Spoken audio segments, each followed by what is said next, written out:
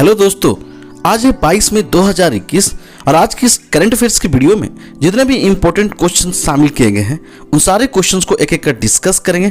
साथ में उससे रिलेटेड फैक्ट्स को भी डिस्कस करेंगे। आप इस वीडियो का पीडीएफ डिस्क्रिप्शन बॉक्स में दिए गए लिंक से जाकर डाउनलोड कर सकते हैं या टेलीग्राम पर जाकर आप इस वीडियो का पीडीएफ डाउनलोड कर सकते हैं। टेलीग्राम पर आपको पुराने वीडियो के पीडीएफ एक साथ मिल जाएंगे। तो इस वीडियो को अंत तक ध्यान से देखें। तो चलिए शुरू करते हैं।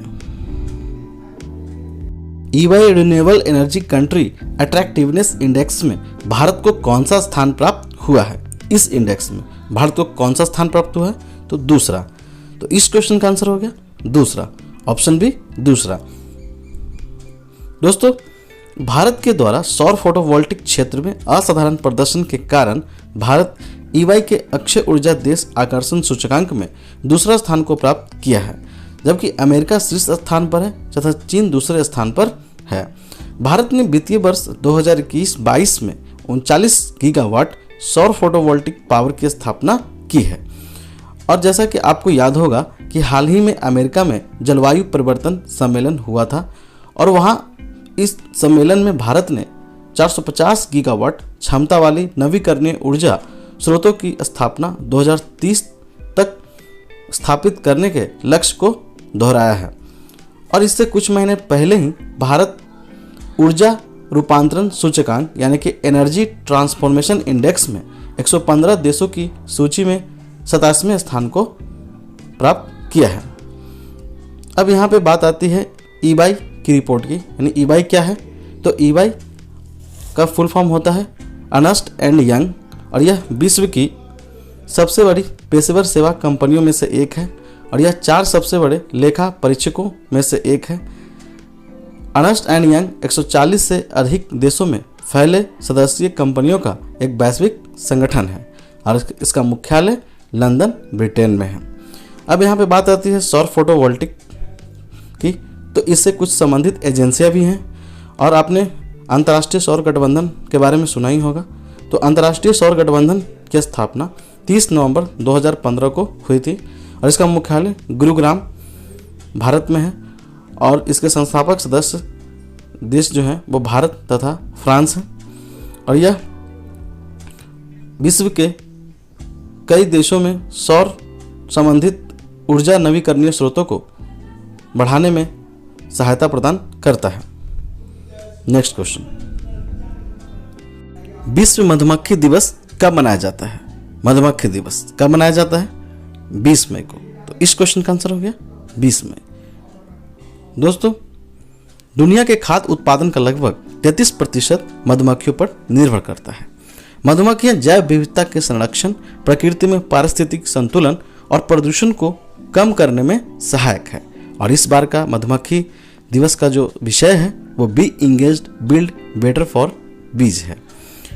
और यहाँ पे बात आती है खाद्य उत्पादन। तो यहाँ पर एक फैक्ट्स को जानते हैं। तो खाद्य और कृषि संगठन यानी कि फाओ जो है उसके जो महानिदेशक हैं क्यू डोंग्यू हैं और इसका मुख्यालय रोम, इटली में है और फाओ की स्थापना 16 अक्टूबर 1945 को की गई थी।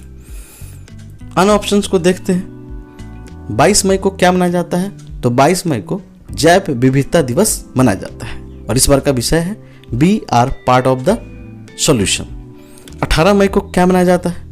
18 मई को अंतर्राष्ट्रीय संग्रहालय दिवस मनाया जाता है और इसका विषय है the future of museum resolution and reimagine. 24 मई को क्या मनाया जाता है? तो 24 मई को राष्ट्रमंडल दिवस मनाया जाता है। Next question, ICC hall of fame में किस खिलाड़ी को शामिल किया गया है? किस खिलाड़ी को शामिल किया गया है? अनिल कुंबले। इस क्वेश्चन का आंसर हो गया ऑप्शन सी अनिल कुंबले। अनिल कुंबले को 77वें हॉल ऑफ फेम मेंबर के रूप में चुना गया है और अनिल कुंबले जैसा कि आपको मालूम होगा कि ये भारत के पूर्व खिलाड़ी हैं और इन्होंने अंतर्राष्ट्रीय टेस्ट क्रिकेट में तीसरे सबसे ज़्यादा 619 विकेट लेने वाले खिलाड़ी हैं और पहले स्थान पर श्रीलंका के मुथैया मुरलीधरन हैं। इंटरनेशनल क्रिकेट काउंसिल की स्थापना 15 जून 1909 को हुई थी और इसका मुख्यालय दुबई में है और वर्तमान में आईसीसी के जो अध्यक्ष हैं वो ग्रेग बार्कले हैं जो न्यूजीलैंड से बिलोंग करते हैं। वैश्विक स्वास्थ्य शिखर सम्मेलन का मेजबान देश कौन था? वैश्विक स्वास्थ्य शिखर सम्मेलन, और ये कहाँ आयोजित किया गया था? इसका मेजबान देश कौन था? तो इटली। इस क्वेश्चन का आंसर हो गया इटली। अच्छा, तो इटली की बात हुई है तो ये है इटली। इटली यूरोप महाद्वीप में स्थित एक द्वीपीय देश है। इसके उत्तर में आल्प्स पर्वतमाला है। इटली की सीमा फ्रांस, स्विट्जरलैंड, ऑस्ट्रिया, स्लोवेनिया से लगती है। इटली के राष्ट्रपति सर्जियो माटारेला हैं। मुद्रा यूरो है और इटली की राजधानी रोम में स्थित है। और रोम में एक और मुख्यालय स्थित है, वो है विश्व कृषि खाद्य संगठन का। और हाल ही में इटली ने इंटरनेशनल सोलर अलायंस यानी कि अंतर्राष्ट्रीय सौर गठबंधन में शामिल होने वाला देश बन गया है। इटली ने ही भारत के गुजरात के फनीधर में पहला मेगा फूड पार्क को खोला है। और हाल ही में इटली के रोम में आयोजित इटालियन ओपन टेनिस का खिताब जो है वो राफेल नडाल ने नोवाक जोकोविच, जो कि सर्बिया के खिलाड़ी हैं, को हराकर जीता है। अन्य ऑप्शंस को देखते हैं। अमेरिका की बात करते हैं तो अमेरिका ने हाल ही में नाटो द्वारा अल्बानिया में आयोजित डिफेंडर यूरोप 21 युद्धाभ्यास का नेतृत्व किया था। चीन की बात करते हैं तो चीन ने हाल ही में जिरोंग रोवर को मंगल ग्रह पे उतारा है। और हाल ही में महासागर अवलोकन उपग्रह हैयांग को भी इसने छोड़ा है। और चीन ने नियो 01 क्लियर स्पेस डिवाइस को भी लॉन्च किया है, जो अंतरिक्ष में कचरों को साफ करेगा। श्रीलंका की बात करते हैं तो श्रीलंका में होने वाली T20 टूर्नामेंट को स्थगित अनिश्चित काल के लिए कर दिया गया है। नेक्स्ट क्वेश्चन, किस राज्य ने एक नई विधान परिषद की स्थापना की घोषणा की है? एक नई विधान परिषद की स्थापना किस राज्य ने घोषणा की है? पश्चिम बंगाल। तो इस क्वेश्चन का आंसर हो गया पश्चिम बंगाल। जैसा कि आपको याद होगा कि हाल ही में जो बंगाल में विधानसभा चुनाव हुए थे, उसमें तृणमूल कांग्रेस के चुनावी मैनिफेस्टो में बंगाल में विधान परिषद की स्थापना करने के वादा किया गया था। और इसी कुछ वायदे के तहत हाल ही में विधानसभा में विधान परिषद स्थापना करने का प्रस्ताव पारित किया गया है। दोस्तों, विधानसभा और विधान परिषद का इतिहास के बारे में जानते हैं तो भारत में 1919 ईस्वी के मॉन्टेग्यू चेम्सफोर्ड सुधार के तहत राष्ट्रीय स्तर पर राज्य परिषद अस्तित्व में आए थे। और बाद में 1935 के भारत सरकार अधिनियम के तहत देश में द्विसदनात्मक विधानसभा को मंजूरी मिली थी।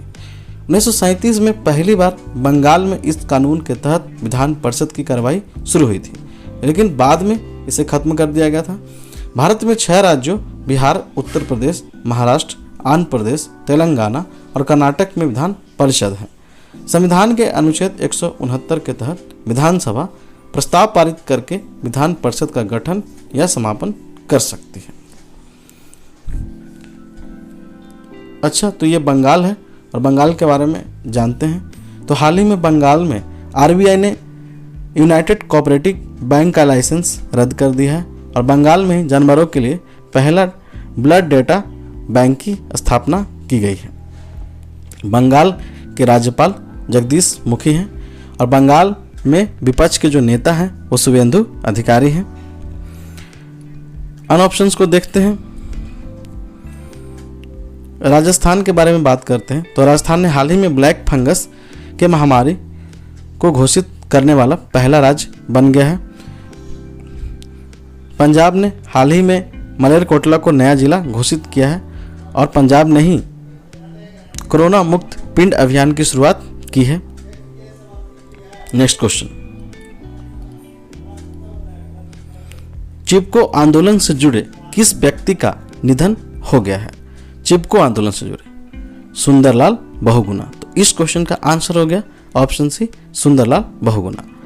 सुंदरलाल बहुगुणा का जन्म 9 जनवरी 1927 को उत्तराखंड के टिहरी गढ़वाल में हुआ था और उन्हें चिपको आंदोलन में उनकी भूमिका के लिए जाना जाता है। चिपको आंदोलन की जो शुरुआत हुई थी उत्तराखंड में हुई थी और यह भारत में वनों के संरक्षण के लिए शुरू हुआ था। 1973 में इस आंदोलन की शुरुआत जो हुई थी और इस आंदोलन का उद्देश्य वनों को नष्ट होने से बचाना था। नेक्स्ट क्वेश्चन, 1100 मेगावाट की क्षमता वाला पाकिस्तान का पहला परमाणु संयंत्र निम्न में से कौन है? 1100 मेगावाट की क्षमता वाला परमाणु संयंत्र, और ये कहाँ शुरू हुआ है? तो पाकिस्तान में।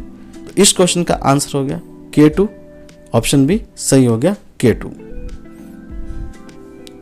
पाकिस्तान का यह परमाणु संयंत्र चीन की मदद से तैयार किया गया है, जो विश्व के सबसे आधुनिक तकनीकों में से जनरेशन 3 से युक्त है। परमाणु क्षमता के बारे में बात करते हैं तो संयुक्त राज्य सबसे अधिक परमाणु ऊर्जा का उत्पादन करता है। परमाणु विद्युत ऊर्जा उच्च खपत के मामले में फ्रांस पहले स्थान पर है। और दोस्तों यहाँ पर परमाणु ऊर्जा की बात हुई है तो इसकी एक अंतर्राष्ट्रीय नियामक एजेंसी है जिसका नाम है अंतर्राष्ट्रीय परमाणु ऊर्जा आयोग, और इसकी स्थापना 29 जुलाई 1957 को हुआ था।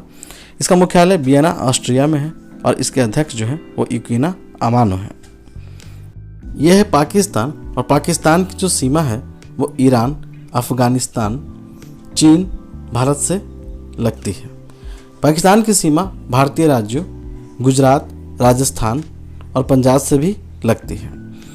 पाकिस्तान के राष्ट्रपति आरिफ अलवी हैं, प्रधानमंत्री इमरान खान हैं, और हाल ही में पाकिस्तान ने शाहीन 1 नाम से एक बैलिस्टिक मिसाइल का परीक्षण भी किया था, और इससे कुछ महीने पहले ही पाकिस्तान ने बैलिस्टिक मिसाइल गजनबी का भी परीक्षण किया था। Pakistan financial action task force की ग्रे लिस्ट में शामिल होने वाला देश भी है, और पाकिस्तान के राष्ट्रीय सुरक्षा सलाहकार मोईद यूसुफ को बनाया गया है। नेक्स्ट क्वेश्चन, ICMR ने किस कंपनी की कोविड-19 होम टेस्टिंग किट कोविसेल्फ की मंजूरी दी है? कोविड-19 की होम टेस्टिंग किट कोविसेल्फ की मंजूरी दी है, किस कंपनी की है? माईलैब। तो इस क्वेश्चन का आंसर हो गया माईलैब। यह भारत निर्मित पहली टेस्ट किट है। इसे पुणे स्थित माईलैब डिस्कवरी सॉल्यूशंस ने बनाया है। दोस्तों माईलैब जो है वो पहला स्थानीय RT-PCR टेस्ट करने वाला कंपनी भी है, और इस सेल्फ कोविड एंटीजन टेस्ट की जो कीमत है वो 250 रुपये है। और माईलैब जो है वो एकमात्र भारतीय कंपनी है जिसने ICMR मूल्यांकन में 100% संवेदनशीलता और विशिष्टता हासिल की है। कंपनी के जो महानिदेशक हैं वो हसमुख रावल हैं। नेक्स्ट क्वेश्चन, किस विभाग ने नई ई-फाइलिंग पोर्टल लॉन्च करने की घोषणा की है? नई ई-फाइलिंग पोर्टल किस विभाग ने घोषणा की है? आयकर विभाग। तो इस क्वेश्चन का आंसर हो गया ऑप्शन बी आयकर विभाग।